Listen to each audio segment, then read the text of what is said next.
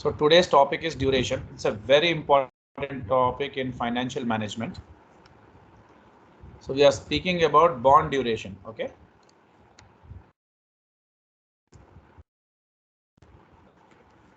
See, I'll start with a very good example to understand this concept of duration. Let's say you have purchased a bond. Okay. Let's say you have purchased a bond, and like suppose the investment what you have put on the bond is 1 lakh, and this particular bond is giving you coupon at the rate of 10%. Okay, maturity is 2 years, and you like see this is coupon pays to an investor. So but like your expected return is something else. Your expected return is, let's say, 15%. Okay, your expected return is 15%. So like my question to you is duration. Many students, they misunderstand what is duration. What they think is duration means the maturity time period. No, it's not the maturity time period. Duration means the exact time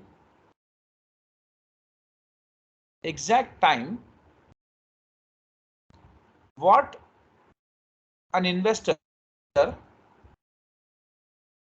expects to receive his desired cash flow.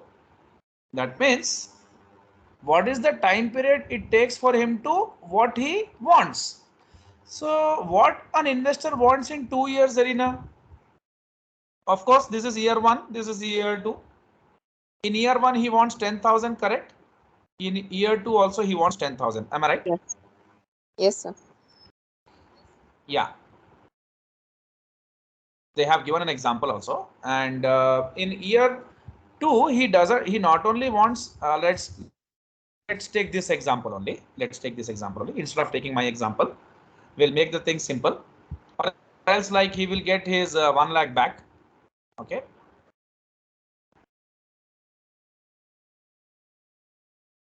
And his rate of 50%.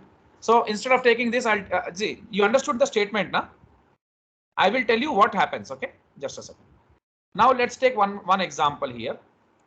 The bond is $1,000 par value bond with a 5% coupon. So in my example, I took 10%. Here's 5%, and it pays interest once a year. YTM, the rate at which you expect your returns to be, is 4.5%. 3 years it has the maturity period. So my question to you is, duration means what time it takes for you to get the desired cash flow. So it's very simply understood. We will find that duration here, and I'll tell you why it happens. Okay, why it happens very simply. So annual interest payments are used to are used instead of semi-annual interest payments. So we will take annual interest payment. So on $1,000, 5% coupon gives you 50, 50, 50, correct? And at the end of the 3rd year, that is when the maturity period comes, you get your principal also. Fine. So your total cash flow is 50, 50, and 1,050. I took the same thing. I also took the same thing. I took 1,000, 10,000, 10,000, and again 1 lakh here. So discount factor at the rate of 15%. Now, what is the discount factor at the rate of 15%? 1 by 1.15. That is 0.8695.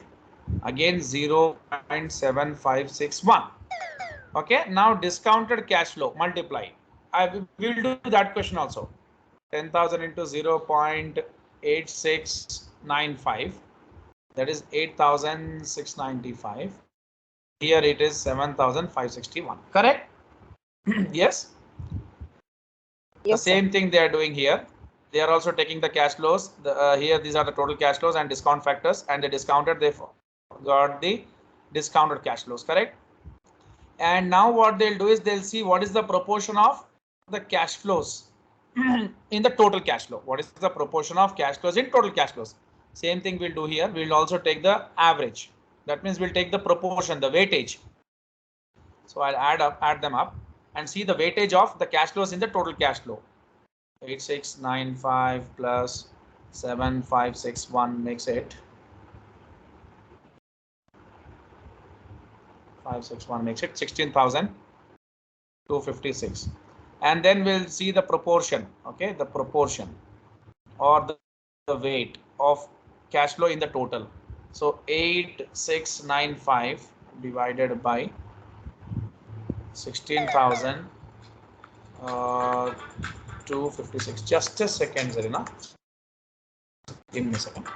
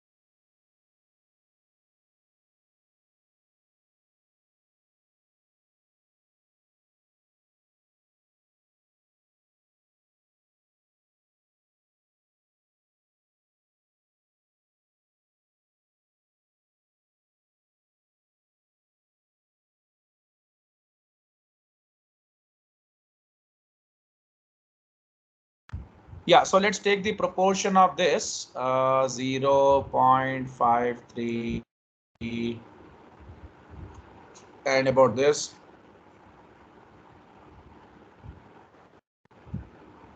0.46. Okay, now what we'll do is we'll multiply the time period with this weight 0.53 and 2 into 0.46, that is 0.92. We will add them up. Okay, 1.45. So Zarina, I have to tell you what is the cash flow you require. 16,256, correct? Hello. Yes, sir. So not 16,000. Sorry. You require how much? 1,20,000. Am I right? Yes, This sir. is not the one. Just a second. No. Just a second. Please wait.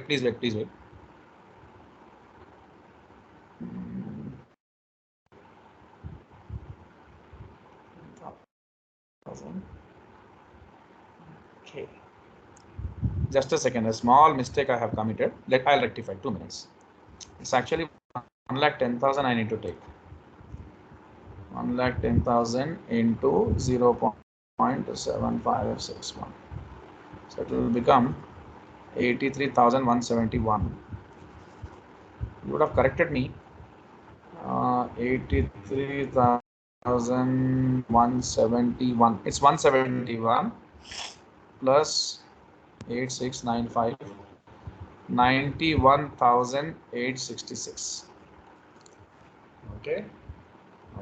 And we'll see the proportion of this. 8695 divided by 91,866. 0.9094. So I'll write it here, arrow mark 0.094, and this one will be, I'll do it neatly, 2 minutes.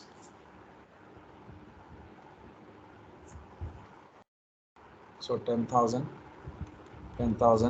plus 1 lakh on maturity year 1,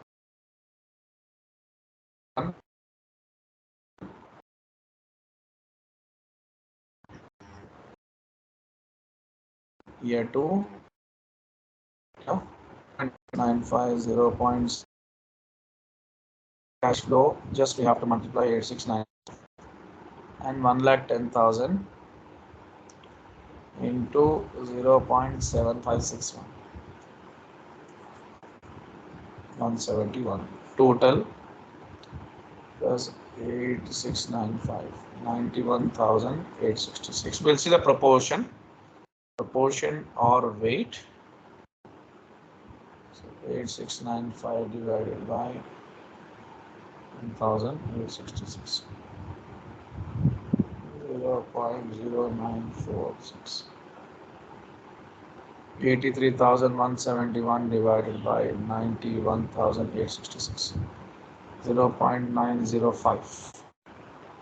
Now we'll multiply with the weight. This will be 0.0946. 9 into 2 would be 1.81. We'll add them up. 0.0946. 1.9046. That means, Zarina, you would get your desired cash flow of 1,20,000 in how much time? 9 years. 9 years. Yes. Why? But why you will get this like earlier than expected? Why not? You need to wait for 2 years to get this 1,20,000. You need not wait for 2 years to get 1,20,000. You will get it before that, because whatever the coupon payments you are getting, you are going to, what is this? Reinvest.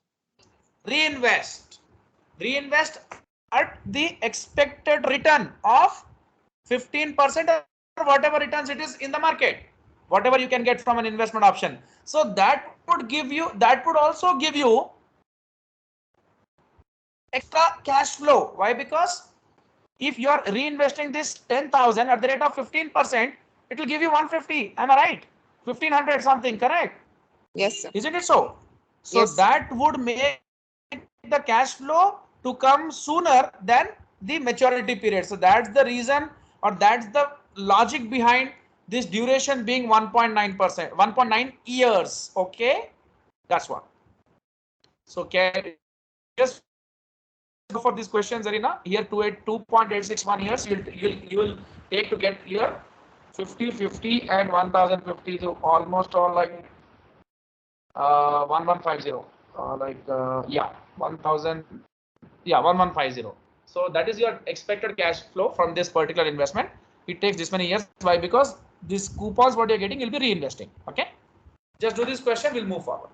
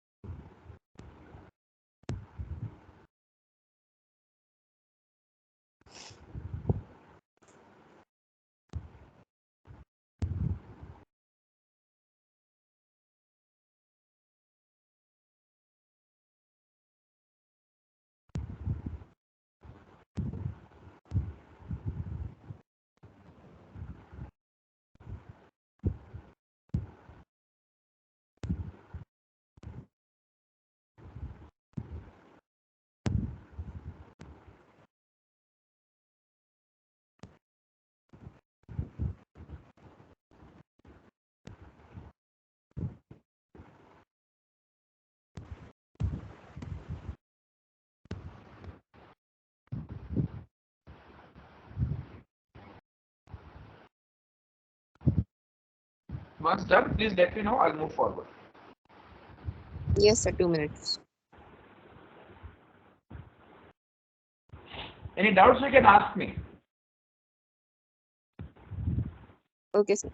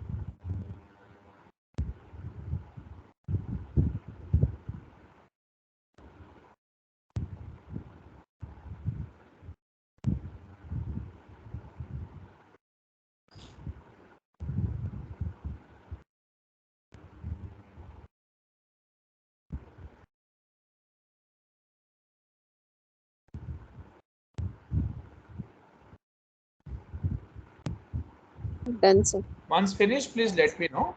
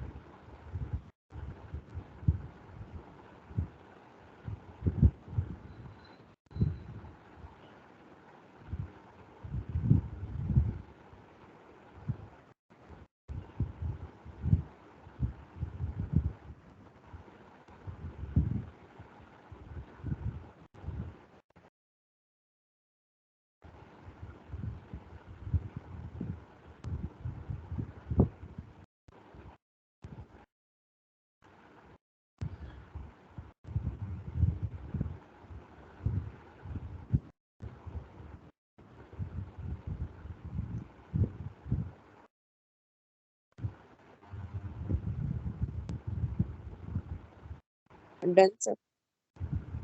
Okay. Shall we move forward? Yes, sir. Hello. Yeah. Next is modified duration. See, maculate duration tells you about the time which you would take to get your expected cash flows. Modified duration deals with volatility actually. So duration is actually it's a linear. It shows a linear relationship. Duration shows a linear relationship. Okay. So I'm not going into much details on duration. That's not there in your syllabus. But if I have to explain you very simply, duration here deals with volatility. That means it tells you about the bond's volatility, the bond which you're going to buy or hold. The volatility of a bond means the risk which you have when you take that bond. Okay. So the volatility of a bond refers to the percentage of change in bond's price that takes place for each 1% change in market interest rate. So when I speak about this particular statement, I can give you a practical example. If you're going to buy a bond and bond's coupon is like 6% and the market interest rate is 7%. So definitely your bond will be sold at discount. Am I right? Yes, because in market people are getting more, your company is giving less. Suppose this is coupon, this is market interest rate. Suppose your coupon is 7% and market interest rate is 6%. So definitely your bond will be sold at premium. That means par is always 1000. Let's say discount bond will be sold at 980 and premium bond will be sold at 1050. Let's say just a small example.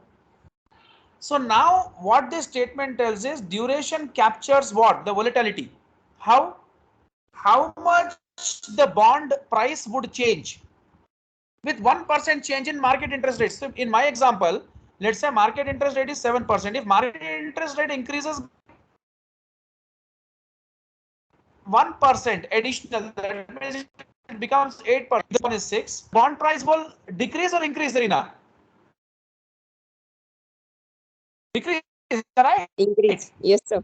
So your voice is Why? touching. Because when company is paying a coupon of 6% and in market interest rate is more, then your bond will be sold at lesser value, correct? Discount. Yes, sir. Yeah.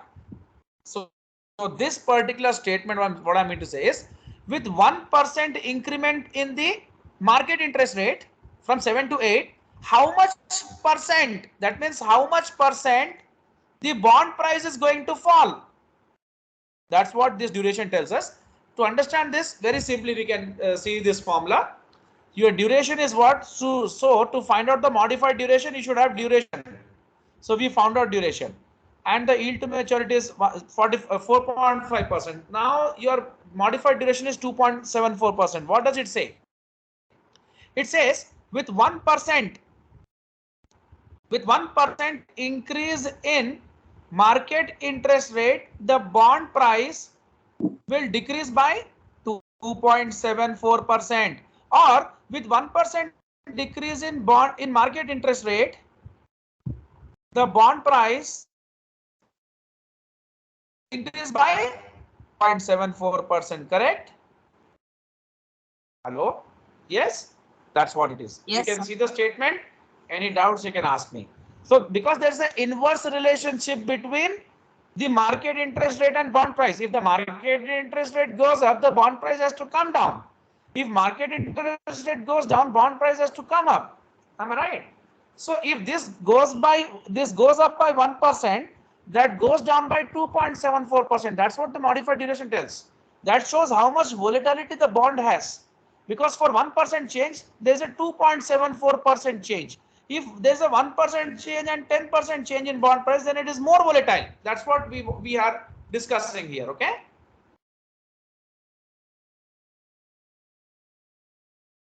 Zarina, are you following? Hello. Yes, sir. Hello. Hello. Yeah. Yes. Yeah. Any doubts, please ask me. I'll explain you. Any doubts, any queries, you can ask.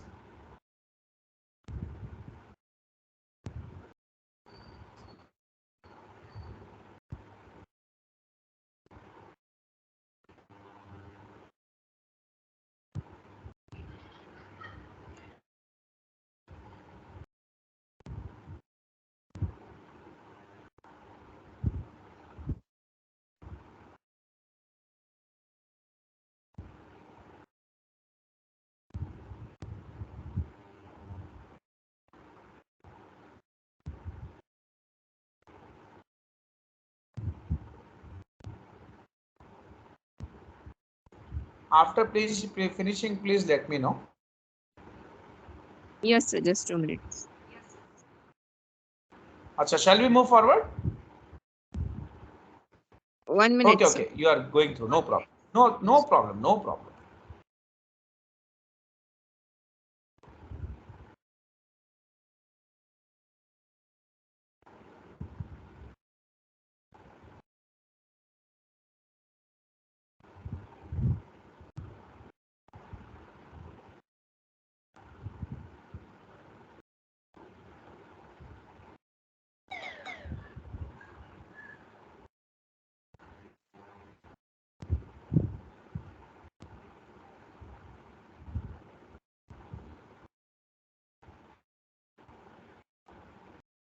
Done, sir. Okay.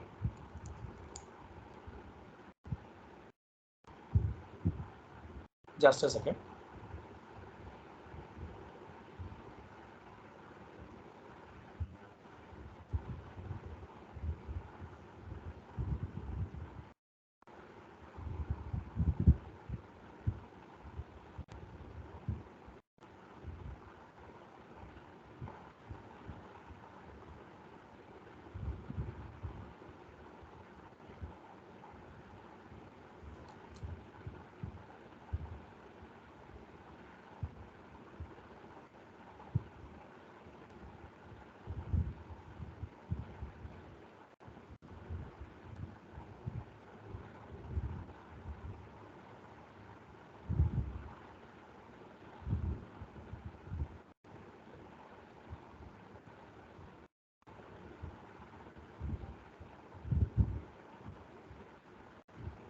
Okay. So this is done. Duration is understood fact. Now let's go for the equity. So stock, equity, securities. You know what is common stock? The people who take stocks of a company can take either common stock or preferred stock. The difference between these two would be common stock is nothing but it is such a stock which would give you ownership in the company, which would give you voting rights in the company. You can appoint the board of directors, and the dividends would be paid to you not at the fixed rate but at floating rate. If the performance is good, they'll pay you more dividends, and if the performance is not that good, they'll pay you less dividends. In case of losses, no dividends. That's understood fact. Actually, the equity shareholders are the actual owners of the company. Okay, they don't have preferential rights, understood fact, but more than that, they get a lot of benefits, more benefits. Actually, they are the one who are who actually are the ones who are the ones who are more active and actively participate in the meetings and appoint the board of directors. Okay, these guys have preferential rights. They get dividends at fixed rate, and they get dividends before the common stock holders, and they are like similar to bonds. Okay, because they get dividends at fixed rate. Fine. If the common stockholder cannot attend the body meeting, they can appoint a proxy to do that. They get dividends. Those are common dividends, and the right to buy shares. Suppose what happens, sometimes company wants to raise additional capital, so they can sell the shares to the existing shareholders. So those are called rights issue. Okay, so they can buy those new shares also if they have preemptive rights. Already they have the rights, and company will mention in their bylaws that they can issue the shares to the existing owners. And the rights to share in distribution of residual assets. That means like leftover assets at the end when company gets liquidated, these guys are the ones who would get their money back to whatever extent they have invested. If not that, whatever is left over will be shared amongst them based upon their proportionate holding in the company. I've already explained you about the fixed preferred stock guys also. These guys do not vote, they get fixed payments, dividend payments, and they receive preference over common shareholders in asset distribution in liquidation. These guys get, but before common stockholders, and they get dividends before the common holders. I already explained it. They have bond like features, that also I have explained you. It's very similar to common stock, in following three ways actually.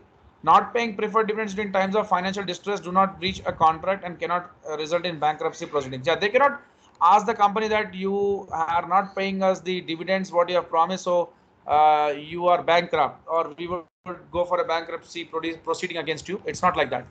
The point here is they cannot force a company to pay dividends to them in case of distress, in case of losses. Okay, preferred dividends are paid after it. Yeah, before see, common dividends are paid at the end. Before them, preferred dividends. Before them, bondholders. After paying bondholders, these guys get the preferred dividends. Yeah.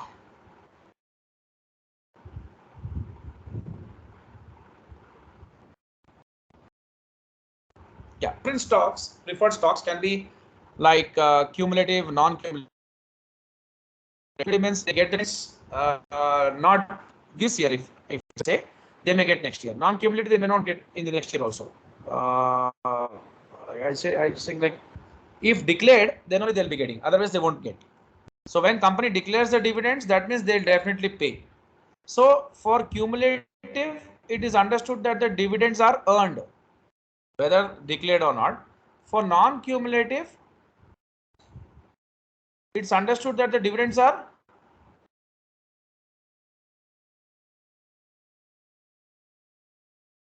like declared, then they'll be happen like that.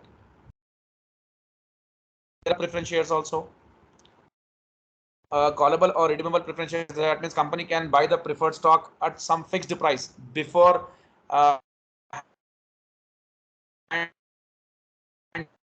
they fix the price.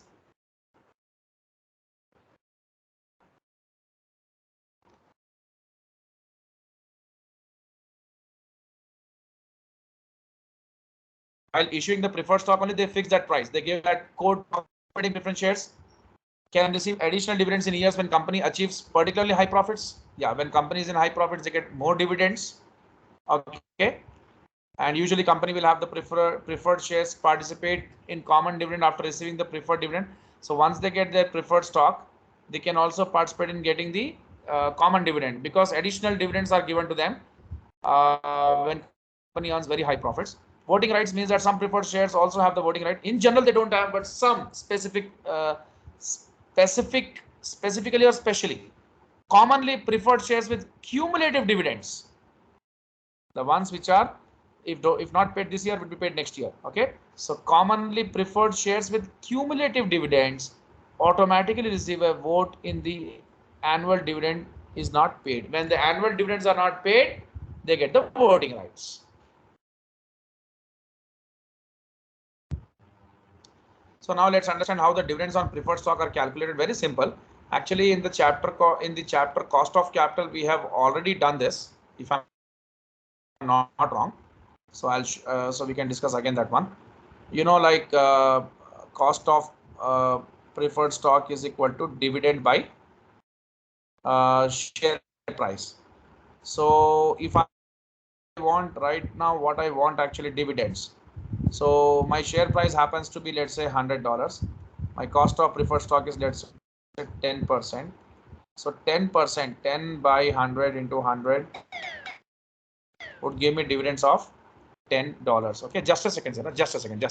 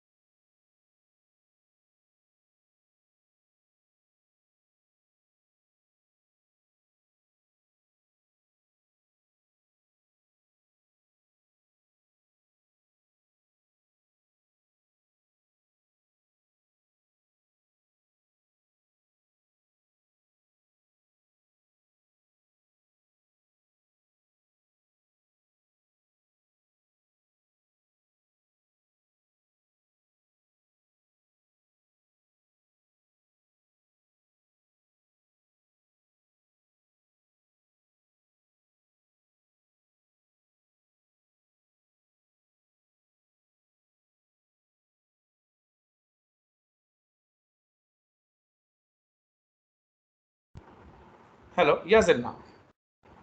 So like, what is this 10? So we are getting dividends. How much we are getting the dividends is equal to $10, correct? Hello. Yes, sir. Yeah. So this is understood. So Hello. sorry. Hello. No, nothing, sir. Hello. Okay. Yeah. Okay, Zena. Okay. So here we can see that par value of a preferred stock is $25 and preferred stock and dividends is 6%. So they apply on that. They are getting the dividends. Okay. The same thing we found out right now.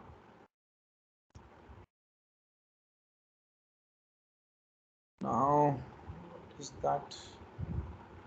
Fair value or intrinsic value of a stock price.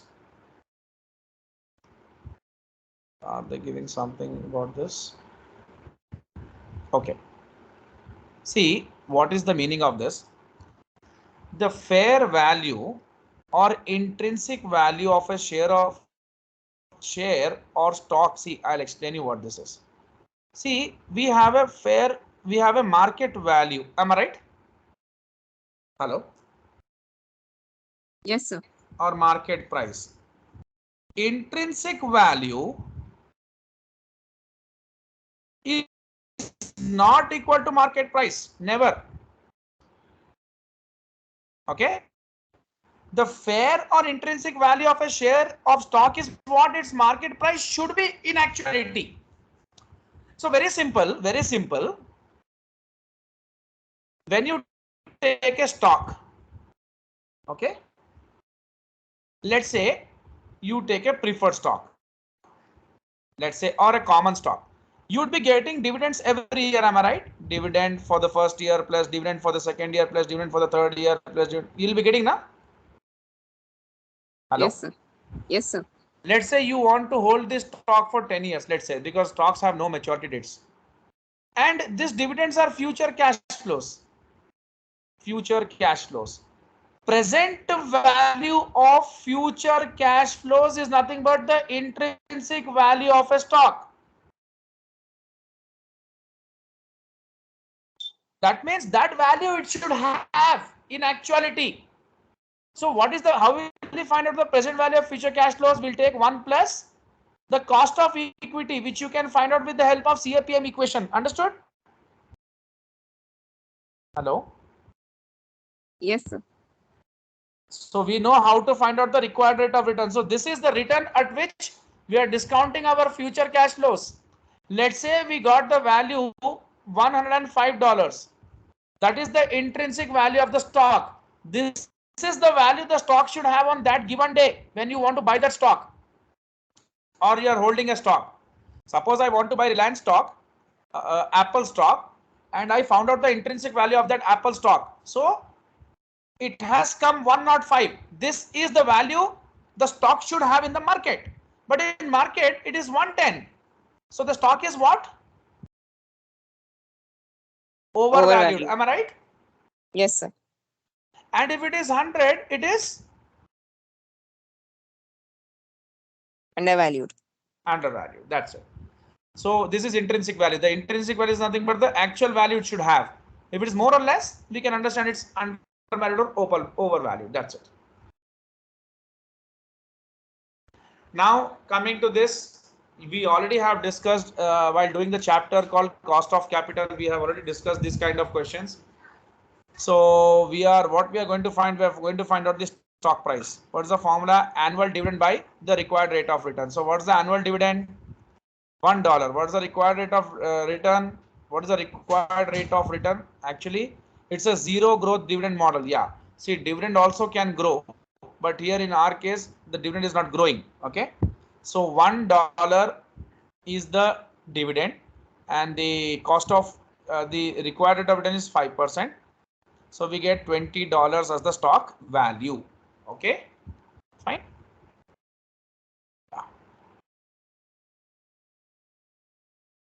So this is nothing but the intrinsic value of the stock. See, actually, when you see this, you can understand I'm speaking about perpetuity. Am I right? What's the formula for perpetuity? The cash flow, the dividend by stock, the dividend by K. It's not 1 plus K, it's K. So what is happening here? You know, a stock will not have a expiry date. I mean to say there is no maturity date for a stock like a bond. Bond matures, but stock doesn't. So dividend by the cost of equity has given you the stock price, which you can pay to buy that stock. Okay. Fair value of the preferred stock is a $5 discount to its par value, so that a buyer of the stock at the fair value will receive a return on investment equal to, okay, so this is the $20 is the value of the stock and dividend is 5%, so they get $1 dividend. Correct. And if the required rate of return by the investors has decreased to 4%, the stock price would be $25. It's very simply understood that 5% and 4%, this is a higher discount rate. With higher discount rate, more discounting happens, so value is less. With smaller discount rate, the less discounting happens, so the value is high. Understood. Now comes the dividend growth model. So we are speaking about the constant growth model. Actually, we have discussed this in the cost of capital chapter. Do you remember, Zarina? Yes, sir. Yeah. So like there, what we have discussed is we were finding out this. Now we are finding out this. In that case, this used to come here. This used to come here. That's it. This is share price. This is the return. minus the growth. And D1 is nothing but D naught into 1 plus G. Already in the cost of capital chapter, everything has been done. So directly in the formula, you can put the things and find out your stock price. Please do this question. I'm waiting. And I've also explained you the reason why we are subtracting and everything that time. Correct, Zarina? Yes, sir. Yeah. Hope you remember if I'm not wrong. Yes, yes. Yeah.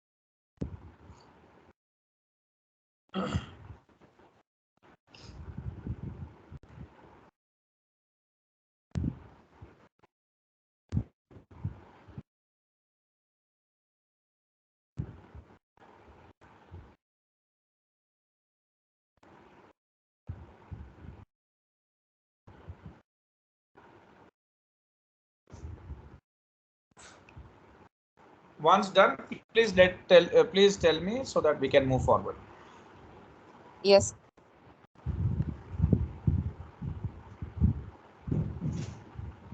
This is done.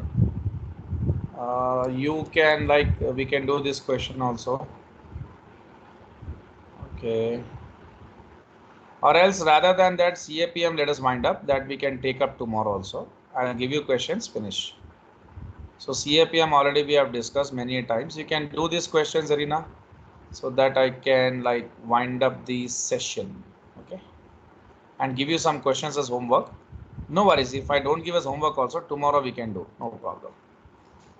Because if 2 classes I take, I'm going to finish this, then derivatives. I want more 3 days to wind up this chapter. 3 classes more. That's it. I can start new chapter.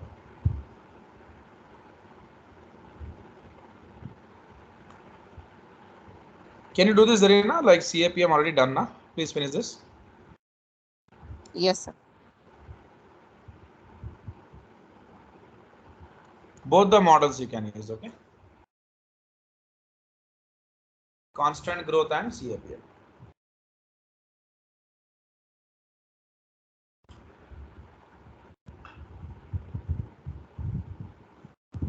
Recording is happening.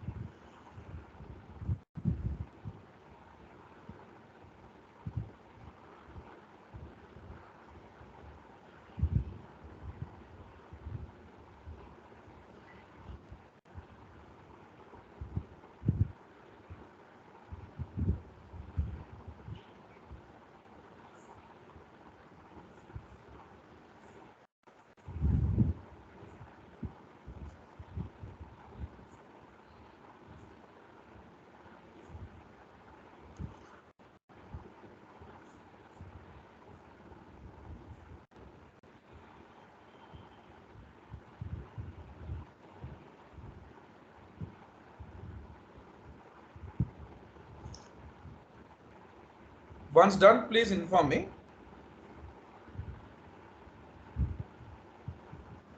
Yes, sir. Okay.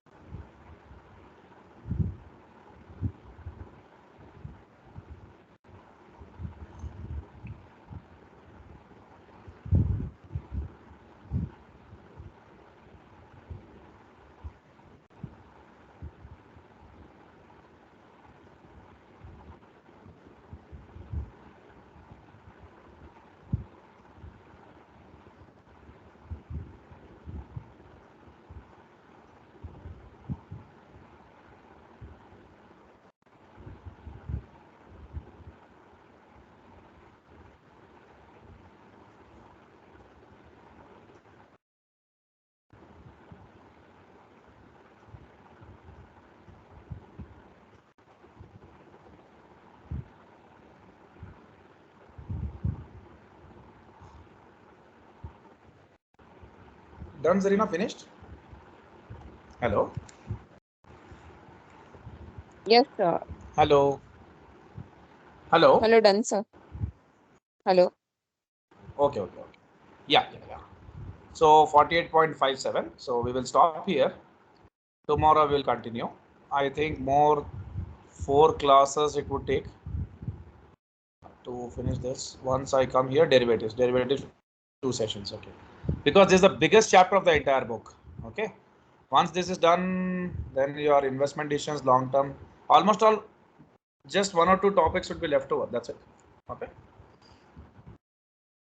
Okay, Zenna. Then tomorrow we'll take the class same time. Okay.